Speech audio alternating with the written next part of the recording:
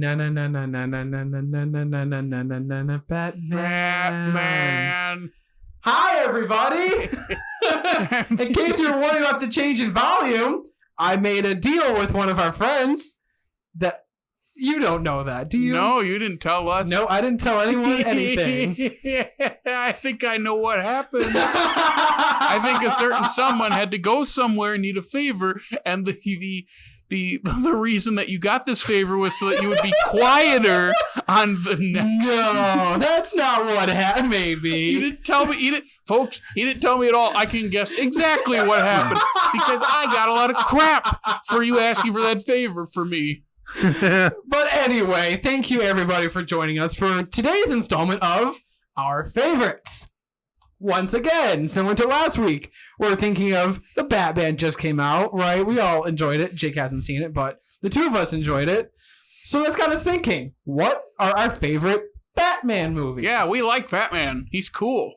He is pretty cool. He's dark. He's depressing. But... And he dances. Oh, he can dance. So, Jared, would you like to lead us away this episode? So, we kept it to theatrical Batman movies. Yes. Which there's a bunch of live action and there's 2 animated ones. The animated one I picked was from 1993, Mask of the Phantasm. Ooh. That is my favorite. I watched it for the first time back in like 2015 while I was watching the animated series beginning to end. Okay. And I was like, this is great. It is like, I always heard it's good. It's fantastic. But as I'm watching, I'm like, this is... I can't even put it into words at the moment because I'm just thinking of like scenes from the movie and... Go ahead. I was just going to say, it's very well, like... It's not giant in scope. I think some of like Chris Nolan's and some other ones are like massive. It's like very focused on just his relationship with Andrea. And everything about that just... That knocked it out of the park. It questions his whole philosophy because he's done all this work and all these years have led up to this moment where he has started to become a nighttime vigilante. But because he finds happiness, he's starting to question whether not only to do this, but does he deserve happiness?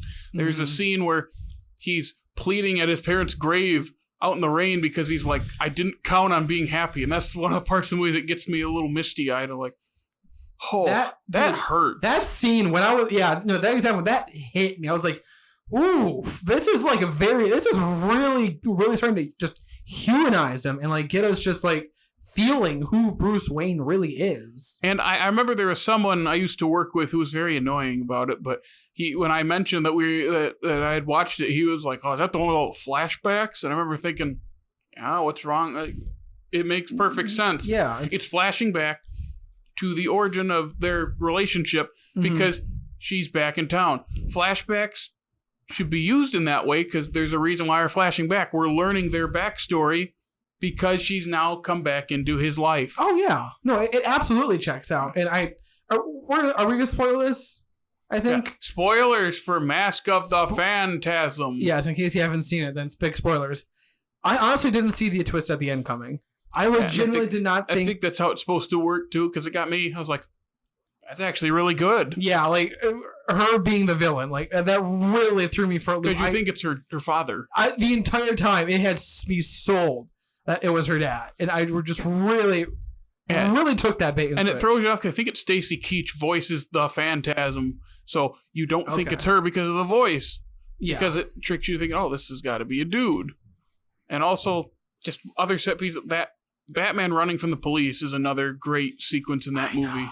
That is. And it's helped by Shirley Walker's score is my favorite Batman score ever. It's not the most iconic, and I can't really argue for best because, of course, I have the bias for it being my favorite, but I just love it so much. Those opening titles over, yes, the CG animation is older looking, but I think it works just fine. I think it looks very, not emo. It it does look emo, but like there's like gothic. It feels very gothic, which I know is fitting for Gotham.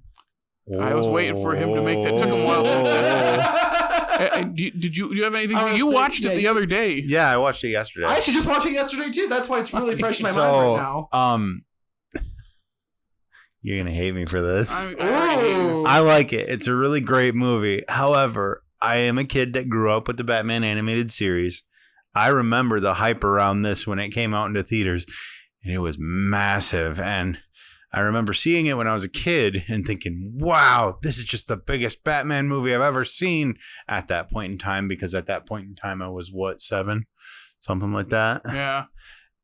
And this time when I watched it, I was just like, yeah, this is really good. I just feel like I'm watching this show still. It didn't feel movie-ish. Like it didn't feel like it was different from the show to me.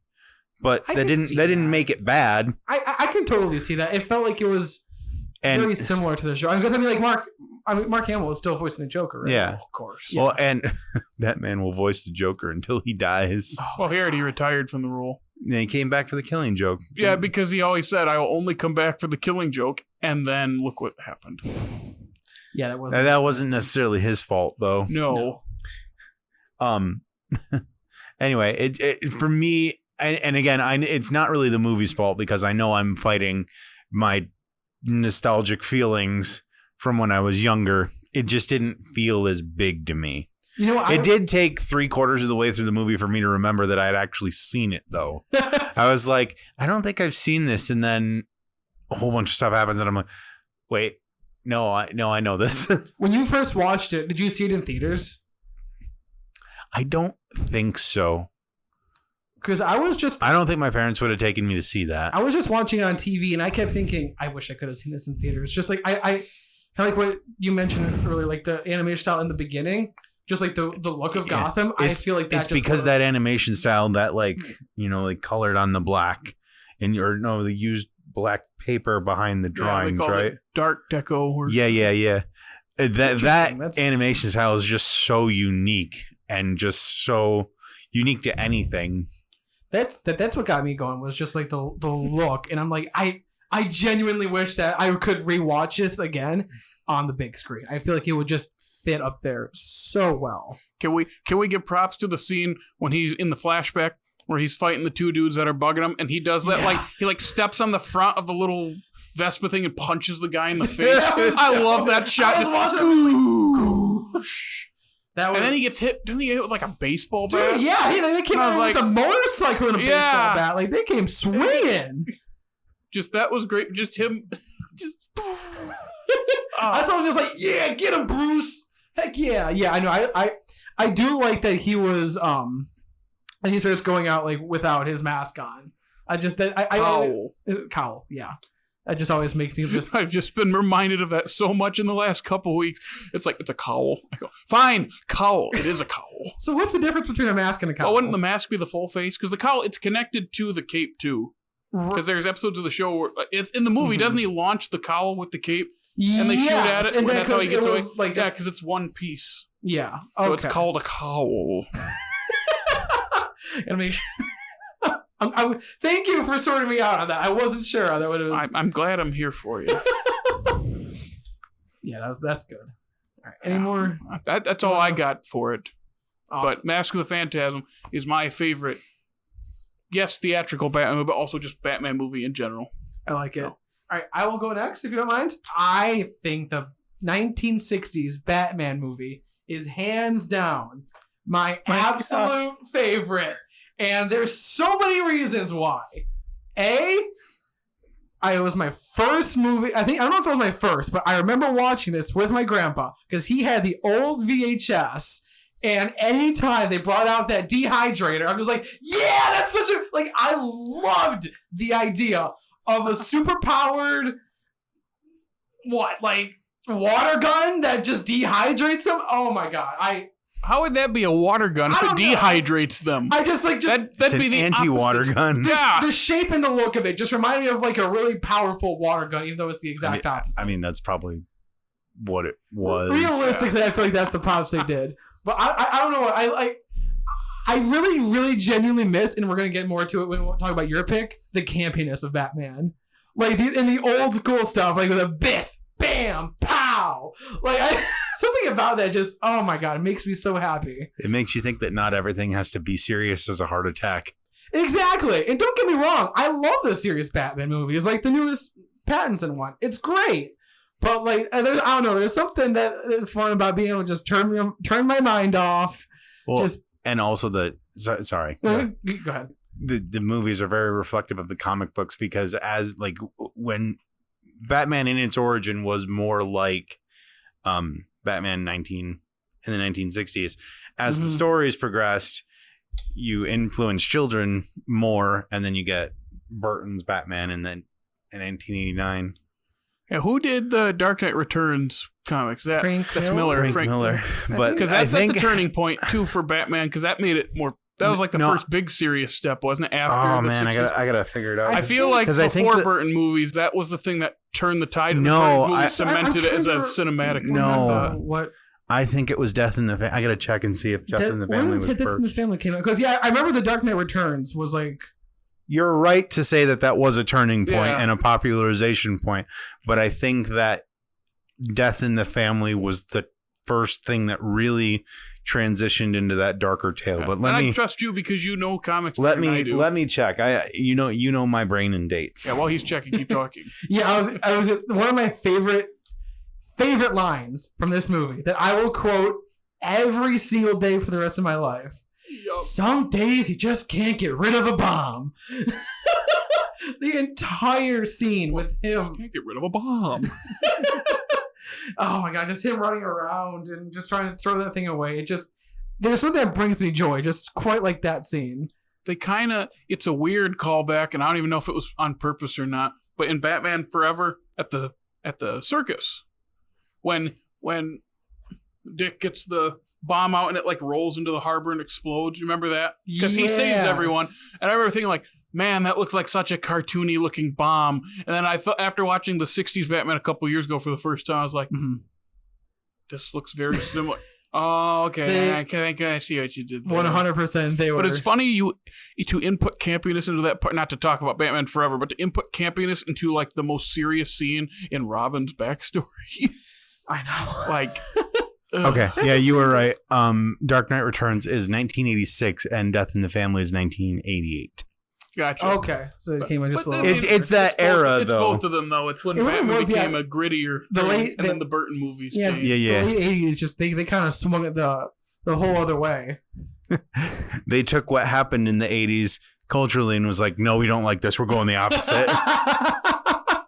Which, I mean, yeah, it makes sense for the comics at the time. They usually like to push the buttons. It's been a hot second since I saw Batman 66, but it's the C for Catwoman. C always gets me. C for Catwoman. It's like the writer's sitting there like, how do we connect these two? We'll put this placeholder and we'll figure it out later.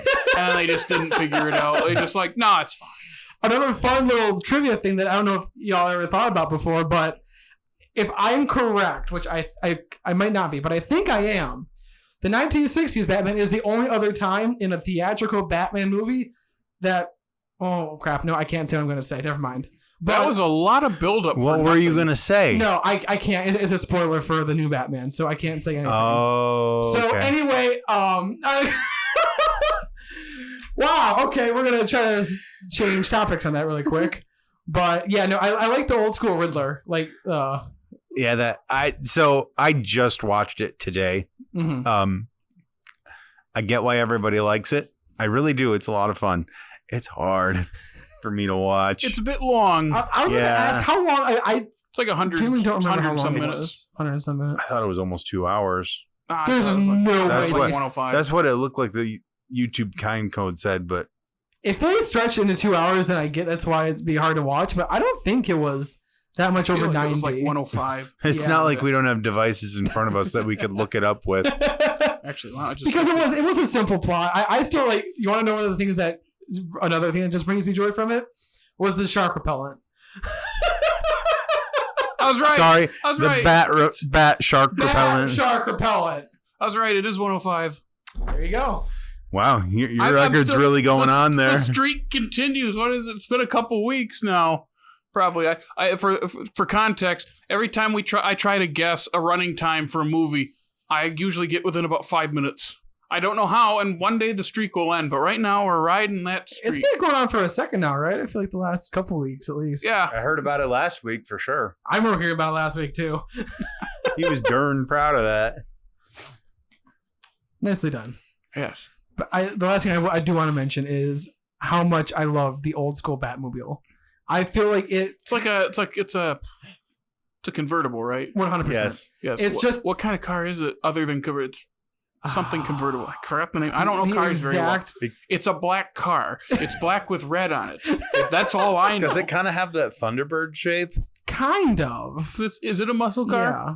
I think so. I think at its core, it would be. Yeah, and it goes fast. Oh my God, yes. That two things. I love that they have to call the airport. Hey, we're coming down. Get the helicopter ready. And the boat's just chilling there on the side of a dock. But more importantly, when they first take off out of the cave in that opening sequence with the shark propeller and everything. Yep. When they turn on when they turn on the Batmobile, the fire. Well, it's not fire. It's not really a tailpipe, but the turbo-looking thing Mm-hmm. lights on fire, just sits there for a second, and then all of a sudden, whoosh! It's like, what? That's just the over exaggeration. I don't know, man. I can't get enough. And Over exaggeration and under exaggeration. Because like Adam West as Batman, he's just such a scrawny dude. He is a small guy, at least compared to some of the other Batman. Like he's just over there in like a rubber suit with just like a little cowl, and he's not. That's kind of what all the others are too. They're a little more decked I know. out. And It's just funny. And then they drew lines for his nose. I know the nose lines. And then Robin's mask is never on straight. No, Robin's mask is rough. Oh my gosh. Oh. You know, I do miss the old, like having the the fireman's pole to get into the bat lair. I feel like that's always just to the bat lair. I don't know. It just brings me joy. Don't forget the on-screen sound effects for when they hit and punch and kick.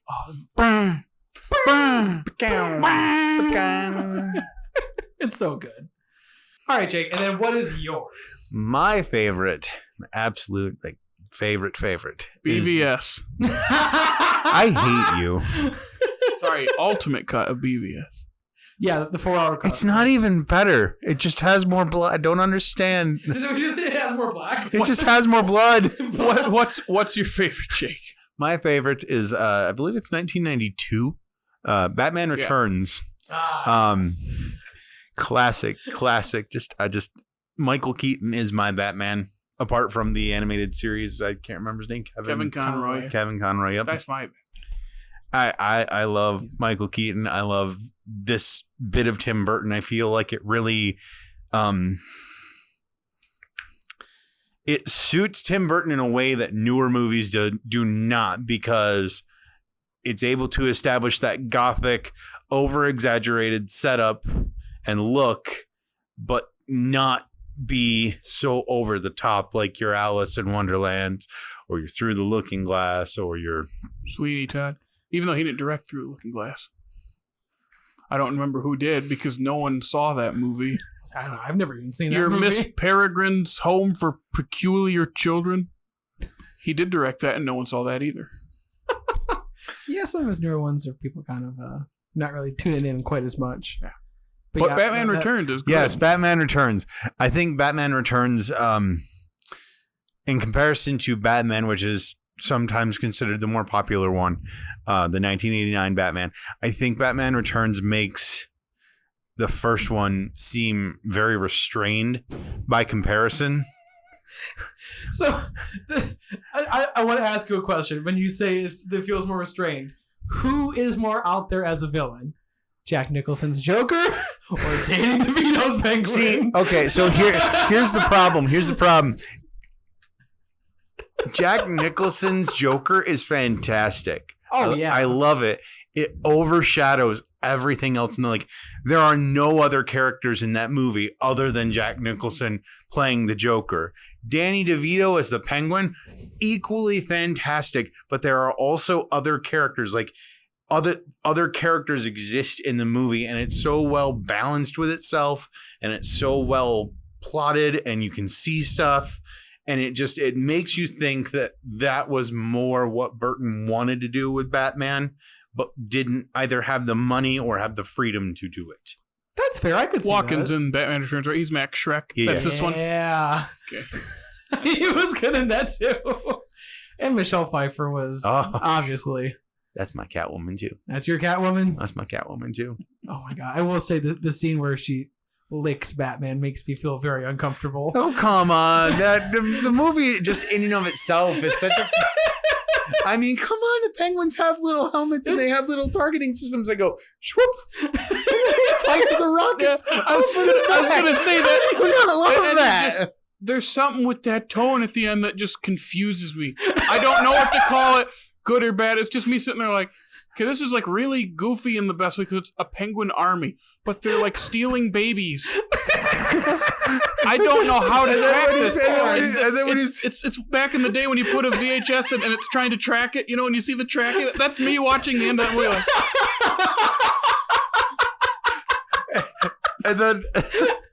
And then I forget what vehicle he's in, but when he's looking at the radar and it shows up as a little penguin shape. I was like, yes. And it's a Christmas movie. Yes. It is a Christmas That movie. came out in June. It came out in June. Oh. I will say. Maybe the penguins were why they marketed it towards children more. I could see that. Penguins are great. Although that reminded me. And Danny DeVito floats around on a big rubber duck. Are you telling me big that rubber duck. as a child you did not get permanent brain damage just seeing Danny DeVito as the Penguin? No. It traumatized me as a kid. I think I was like 12 and I did not like this movie. That's another thing. As a kid, I did not like this movie. But when I rewatched it a couple years ago for the first time since then, I was like, no, I like this better than Batman 89. I never thought I'd say this, but I might be more screwed up than Jared because I loved it as a kid. Wow. I loved it. Hey, Dickey, how about I start sitting a little closer to you now? And then it's just funny how cheap the rubber on the bat suit looks. When he rips like off when he the rips whole- it off, And and it's like, how did you do that? And that's supposed to block. Well, okay. That's how I used to rip my erasers. Back in school, you have the eraser cap and you're peeling it off. I'm like, that looks exactly like his cowl. Exactly But what it looks Cowl. But in seriousness, like I honestly do feel that the balance in this movie for how many villains it has and how many heroes and anti-heroes it has balances a lot better than some other multi-hero movies that we see now. I will say that is a very good point. I feel like no villain overshadowed the other. I feel like they were all what's the best way to phrase this? Balanced. Yes, but all they brought their individual villainy to Batman, like in their own respective way. And I just think it balanced each other out really well. That's right. You say balance weird. Balance. It's balance. Balance. Balance. Balance. Why are you adding an I? I'm not adding an I. Balance. It's balance. Balance. Balanced. Balanced. Listen, my A's are like, eh. You said it for Valentine's Day too, for Bite Size. Like, it's Valentine's Day. And I'm like, Valentine's Day? No, Valentine's Day. Valentine's Day? Is that like a funeral thing or a wedding thing? Listen, it could be either. People pronounce the words like that. It's a thing. It's not just I'm me. not making fun of them. I'm making fun of you. Balance. It does it. But then, one of my favorite moments in Batman Returns is Thank you for pulling me out of that. is when they're at that dance towards the end and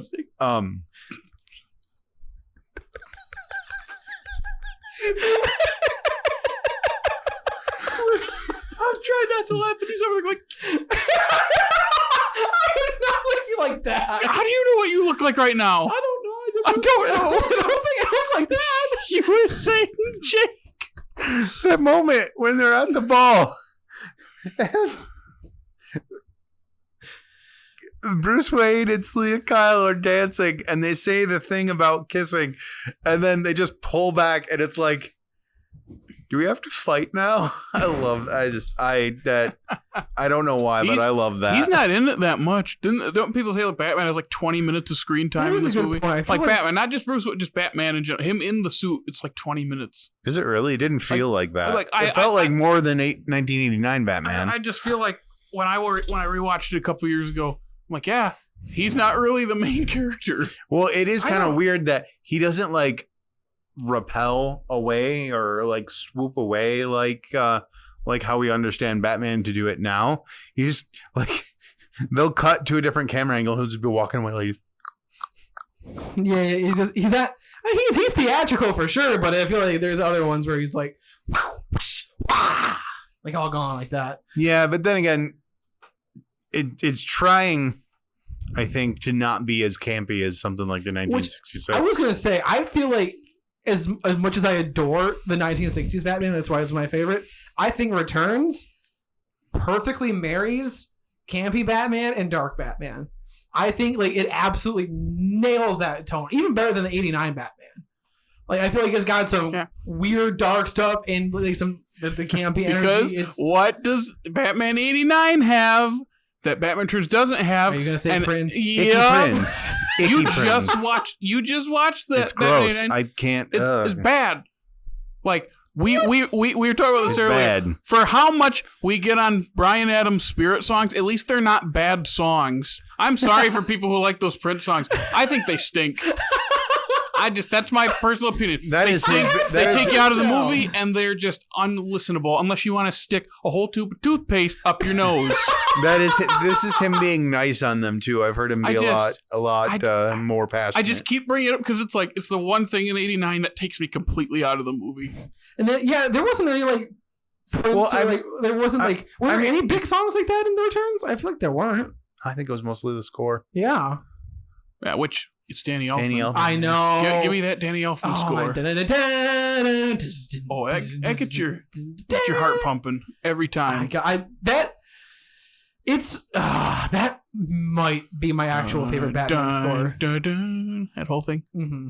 Honest to God, I think Danny Elfman's might be my favorite. What band was he in before he was composing movies? Is it Oingo Boingo? Was he in a band before he was composing? Yeah. Oh. Was it Oingo Boingo? I don't know. I have no clue. Something like that. Like, I didn't even know it until watching a movie a year or two ago where it's like, oh, Danny Elfman's in a band in this. I'm like, he's in a band? Oh, he's in that? Huh. I did not know that. That's really cool. Because, I hands down. I mean, he could sing, too. So, he was singing for Nightmare. Yeah. Yeah, I guess he's Jack's singing voice. Jack's singing voice. Yeah. Oh, yeah. So good. All right. You guys got anything else you want to mention about it? All right. Well, thank you, everyone, for listening. Does Jerry want to send us out with those social media hits? You can follow us on Facebook and Twitter and Instagram and our funny videos on TikTok, according to this guy.